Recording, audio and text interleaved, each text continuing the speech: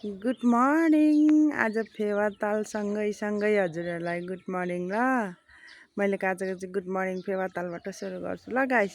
म चाहिँ यहाँ मेरै छतबाट यहाँ छतमा बसेर नानीसित गुड मर्निङ टिकटक बनाउँदैछु। अनि बिहान बिहानै के को पोको हो नानी त? हट बेलुन। लु बिहान बिहानै आउँछ? लु के हो यो हट बेलुन भनेको आम्मा?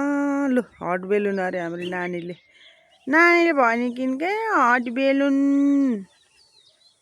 चरा कराएको सुन्नु न गाइस। हेर्नु न कति राम्रो घर हो। चिटिक्क परेको कलर लगाएको यता गेरु ढुङ्गासितको ढुङ्गाको घर छ है गाइस। यहाँ त चरो कराएको ल हेर्नु चरो उडेको छ। टिट्यु कस्तो मनपर्छ न चरो कराएको। हेर्नु है पहाड कस्तो राम्रो छ। हाम्रो घरमा उकाली ओह्राली स्वाइँहरू आउनुहुँदैछ।